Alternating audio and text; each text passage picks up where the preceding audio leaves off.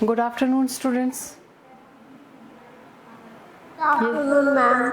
This is the last topic of US hegemony. बहुत लंबा चला. अब लास्ट जो टॉपिक है वो है how can hegemony be overcome. Hegemony अब चले मान लीजिए हमने पूरे वर्ल्ड में मान लिया कि यूएस हेजिमनी एस्टेब्लिश्ड है, चाहे हार्ड पावर के रूप में देख लो, स्ट्रक्चरल पावर के रूप में देख लो, सॉफ्ट पावर के रूप में देख लो, सब जगह कहाँ क्या है, यूएस हेजिमनी है. अब इस हेजिमनी को ओवरकम करने के लिए, सक्सीड करने के लिए, डील करने के लिए क्या क्या होना चाहिए, इसमें भी स्ट्रैटेजीज हैं. लोगों ने अपने अपने परसेप्शन, अपने अपने एनालिसिस बेसिस पे आइडियाज़ दिए. तो अब अपन ये माने कि यूएस हेजिमनी हमेशा रहेगी, ठीक है, कि ये जो हेजिमनी है कब तक रहेगी, how do we get beyond hegemony, इस हेजिमनी से हम कब तक अपने आप को अलग रख सकते हैं, कब तक डोमिनेटेड रहेंगे. These become for obvious reason some of the burning question of our time. ये क्वेश्चन जैसे 19th सेंचुरी में मैं पहले भी बताया था, जहाँ ब्रिटिश थे उनका बोलबाला था ऑल ओवर, मतलब ज़्यादातर मोस्ट ऑफ द वर्ल्ड में उनका डोमिनेंस चलता था, उनका नहीं रहा वो भी. ऐसी तरह 20th सेंचुरी में जो है यूएस का है. अब यूएस की हेजिमनी से मतलब कैसे इसको ओवरकम करें, कैसे क्या.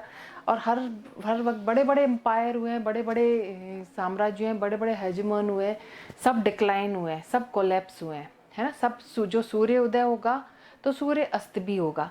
तो यूएस हेजिमनी के भी साथ ऐसा नहीं है. आज हम देख सकते हैं हिस्ट्री ने ये बिल्कुल फैसिनेटिंग जो क्लूज़ हैं इन आंसर्स के ये दे रखे हैं कि भाई बड़े साम्राज्य वो किसी और ख़त्म करे ना करे विद इन अ कंट्री, मतलब अपनी कंट्री से रेजिस्टेंस आते हैं और वो बड़े बड़े हेजिमन क्या होते हैं, कोलैप्स हो जाते हैं. अभी फ़िलहाल यूएस हेजिमनी का अपन देख ही रहे हैं. अभी आप लेटेस्ट जो इंसिडेंट हो रही है, तालिबान, आपने सुना होगा, तालिबान ने अफ़गानिस्तान काबुल पे कब्ज़ा कर लिया है. सुना है आपने लेटेस्ट? Yes, ma'am. है अपडेटेड हो या नहीं करंट अफेयर से, पता है Yes, ma'am. सबको? वो तालिबान वही तालिबान है जब टेररिस्ट अटैक अमेरिका में तालिबान अटैक हुआ था अमेरिका पे, तो अमेरिका ने तालिबानीज को ऐसे ही मतलब पकड़ पकड़ के मारने की कहा था. अब इनडायरेक्टली सपोर्ट तालिबान को कर रहा है अमेरिका.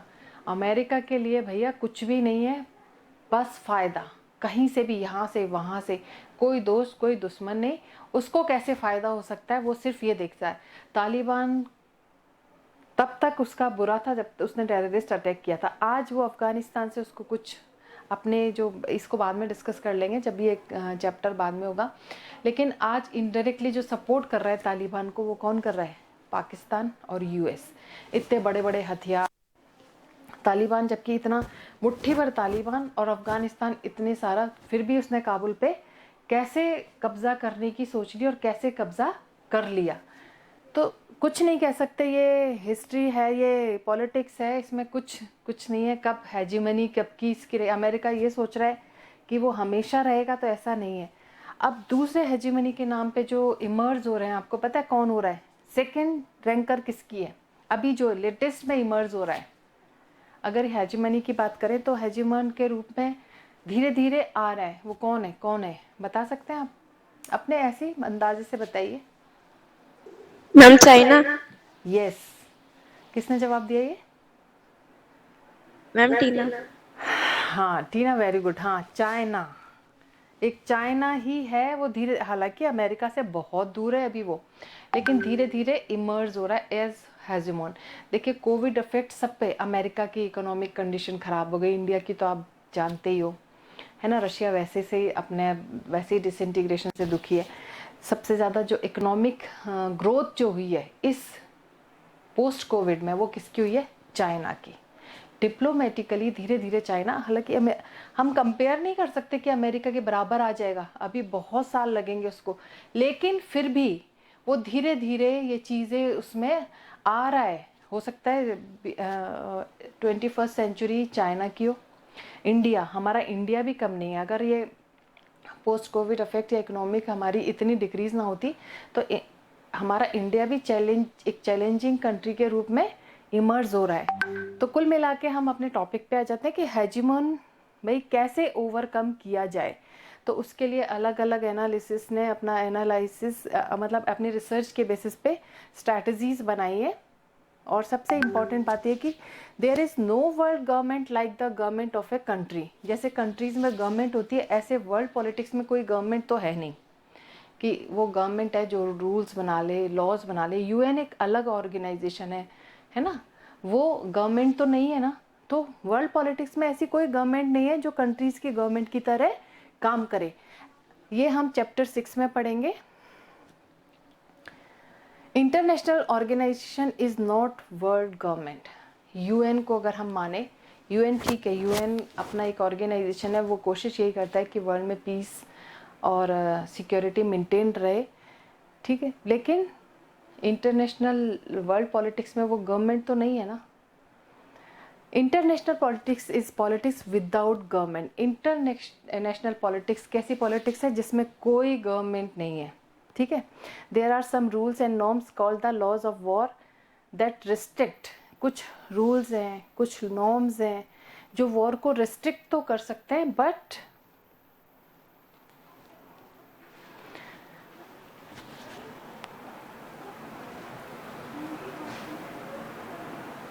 Do not prohibit. रोक नहीं सकते। रिस्ट्रिक्शंस आप लगा दो, एक तो हो गया बिल्कुल ही आप कर्टेल कर दो कि बिल्कुल मना ही है। रिस्ट्रिक्ट कर सकते हैं लेकिन मना ही नहीं है, ठीक है। But few states will entrust their security to international law alone. कुछ स्टेट हैं जो इंटरेस्ट करते हैं, मतलब खुद की अपनी सिक्योरिटी को खुद ही इंटरेस्ट करते हैं। This means that there is no escape from war and hegemony. इसका मतलब ये कि किसी भी हेजिमनी से, किसी भी वॉर से हम एस्केप नहीं हो सकते। In the short term, we must recognize that no single power is anywhere near balancing the US military. Short term में यूएस हेजिमनी को हम देखें, मिलिट्री पावर जितना एक्सपेंडिचर यूएस करता है अपनी मिलिट्री पे, कोई भी कॉम्पीट नहीं कर सकता। कोई भी कंट्री उसके आस पास भी नहीं है। जितना वो एक्सपेंडिचर उसकी अपनी मिलिट्री पे कर रहा है ना, वो जितनी पावरफुल उसकी मिलिट्री है उतनी कहीं भी नहीं, उसके आसपास भी नहीं है अभी तक। तो फिलहाल तो कोई आसपास भी नहीं है, ठीक है।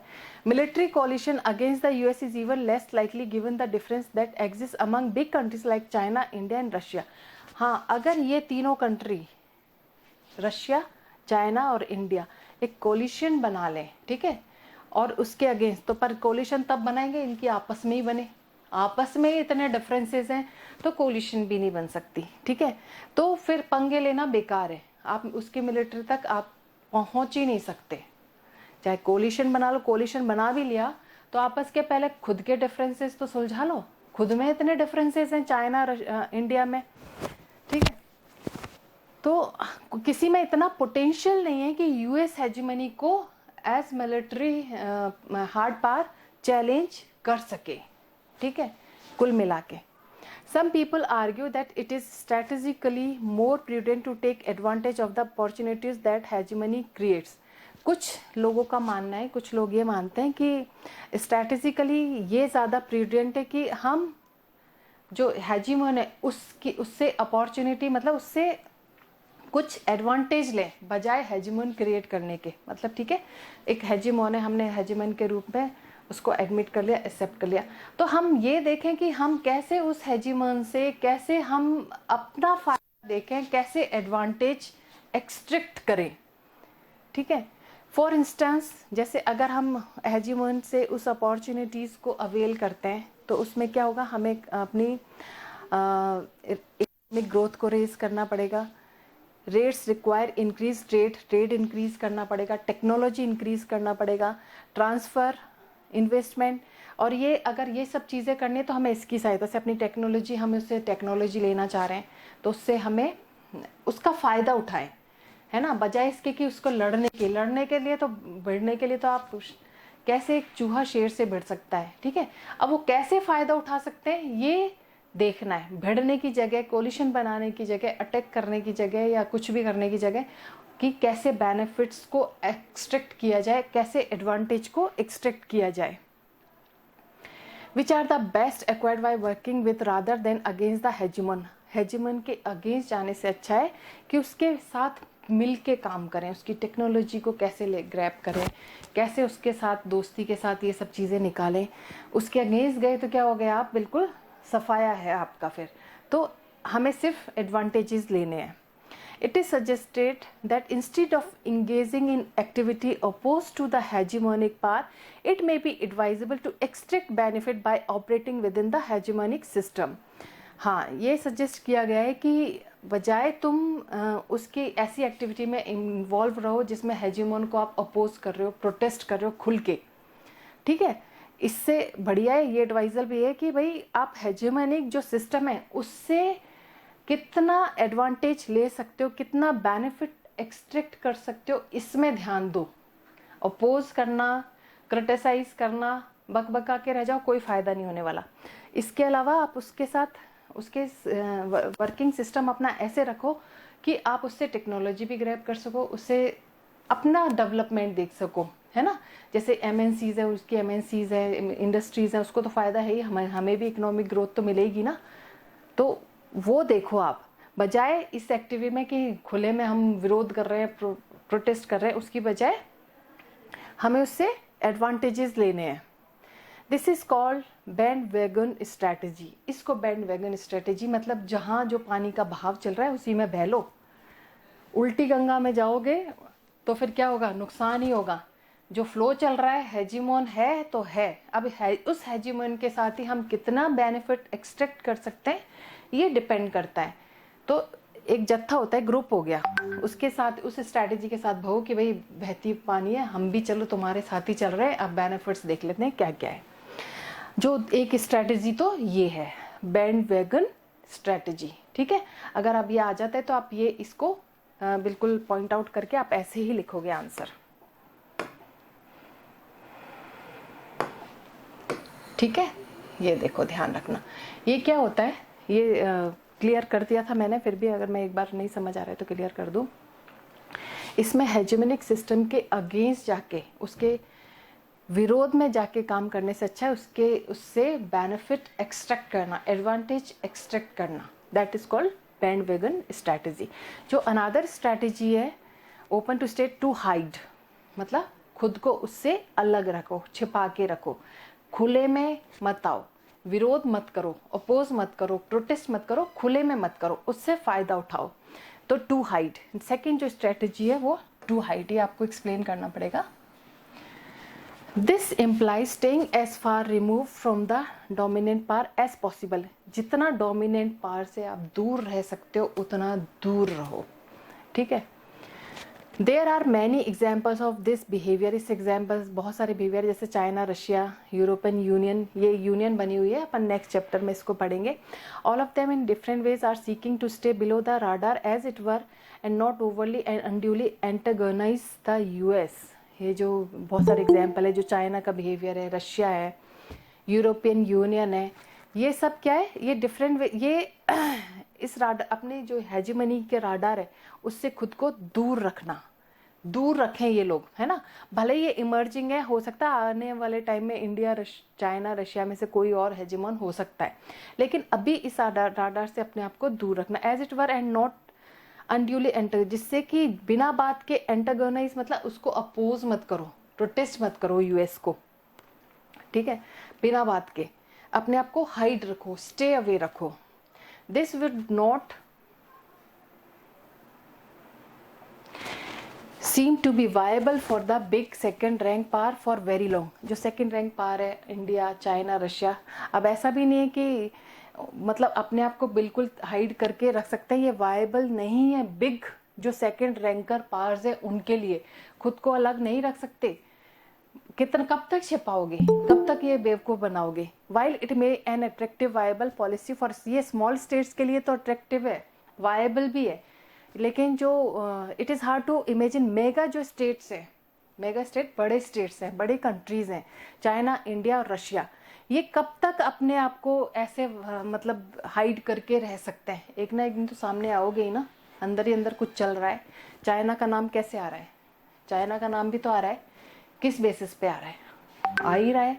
कितना भी हाइड कर ले, कितना भी वो दोस्ती के स्लोगन लगा ले, कितने भी हाथ मिला ले, लेकिन आ रहा है ये चीज़। धीरे धीरे लोगों के सामने। तो ये जो स्मॉल स्टेट्स तो ये सब चीज़ें कर सकते हैं democratically, sorry diplomatically, but mega states ये नहीं कर सकते। Huge agglomeration such as the EU being able to hide for any substantial length of time, थोड़े समय तक तो ये सब जो ह्यूज कंट्रीज हैं, जो ये सेकेंड रैंकर कंट्रीज हैं, वो अपने आप को दूर रख सकते हैं, लेकिन लॉन्ग टाइम में ये सामने आएंगे ही आएंगे। पहली सेकेंड स्ट्रैटेजी ये है। Some people believe that resistance to American hegemony may not come from other state. कुछ लोगों का मानना ये है कि जो अमेरिकन हेजिमनी का जो रेजिस्टेंस है वो किसी अदर स्टेट से नहीं आएगा, खुद विद इन ए कंट्री, उसी के कंट्री से आएगा। ठीक है, which as we have seen are powerless to confront the US today, कि आज भी कोई भी यूएस को कॉन्फ्रेंट नहीं कर सकता, फेस टू फेस नहीं कर सकता, उसका सामना नहीं कर सकता, but rather from non state actors. Non state actors किसी स्टेट से बिलोंग नहीं करते, वो रेजिस्टेंस अपनी बिल्कुल रेजिस्ट कर सकते हैं यूएस हेजिमनी को। These challenges to American hegemony will emerge in the economic and cultural realm. और ये कहाँ से आएगी? इकोनॉमिक और कल्चरल रियल्म से आएगी। जो रेजिस्टेंस आएगा वो कहाँ से आएगा? कल्चरली आएगा और इकोनॉमिकली आएगा। And will come from a combination of non governmental organisation. और ये किसके सहयोग से आएगा? जो नॉन गवर्नमेंटल ऑर्गेनाइजेशन है, एनजीओज हैं। एनजीओज को खुल के बोलने का अधिकार है, रेजिस्ट करने का। कुछ भी गलत होगा तो खुल के बोल सकते हैं। सोशल मूवमेंट्स, जो सोशल एनवायरमेंटलिस्ट हैं, सोशल मूवमेंट्स के जो रिफॉर्मर्स हैं वो हैं। पब्लिक ओपिनियन, ये तो रेजिस्ट कर ही सकते हैं ना, स्टेट सामने नहीं आ सकता। जो नॉन गवर्नमेंटल एक्टर, इनके साथ मिलके जो जिनको कहा है कि नॉन स्टेट एक्टर्स जो है, स्टेट से रिलेटेड नहीं है, वो रेजिस्ट कर सकते हैं हेजिमनी को। ठीक है। It may arise from section of the media and intellectual artist and writers. इसमें कोई भी हो सकता है, आर्टिस्ट हो सकता है ना, मीडिया हो सकता है, इंटेलेक्चुअल्स होते हैं, आर्टिस्ट हो सकते हैं, राइटर्स हो सकते हैं। दे कैन रेजिस्ट, है ना, यूएस हेजिमनी को ये रेजिस्ट कर सकते हैं। कुछ भी गलत करेगा तो ये चेक रख सकते हैं, ये उनको रोक सकते हैं। ये नॉन एक्टर्स है, कोई कंट्री नहीं रोकेगा, ये रोक सकते हैं। इनके खुल के आते भी हैं। जैसे आप देखोगे तो मीडिया, आर्टिस्ट, मीडिया में अभी यूएस की खूब बुराई हो रही है अभी आजकल, आज के उसमें देखें तो हम दीज वेरियस एक्टर्स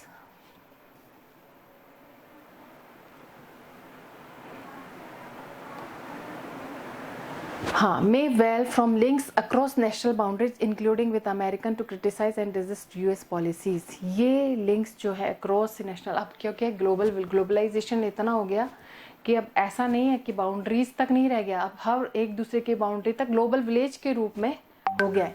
तो ये क्या है, नेशनल बाउंड्रीज तक ही सीमित नहीं रह गया। अमेरिकन को क्रिटिसाइज, इसकी पॉलिसीज को क्रिटिसाइज कर सकते हैं नॉन एक्टर्स, कहीं के भी, किसी भी बाउंड्री के, है ना, वो क्रिटिसाइज कर सकते हैं। You might have heard the saying that we not live in a global village.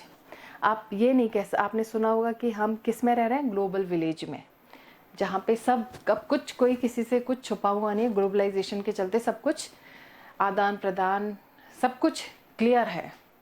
In this global village we are all neighbours of the village headman. अब इस ग्लोबल विलेज में हम क्या, एक पड़ोसी की तरह हो गए, हेडमैन हो गए। यहाँ पे हेडमैन है यूएस के लिए, यूएस के क्या है, एक पड़ोसी की तरह हो गए। अब यूएस कुछ छुपा के नहीं रख सकता, कुछ डिप्लोमेटिकली कुछ नहीं कर सकता, हम एक नेबर हो गए, पड़ोसी हो गए।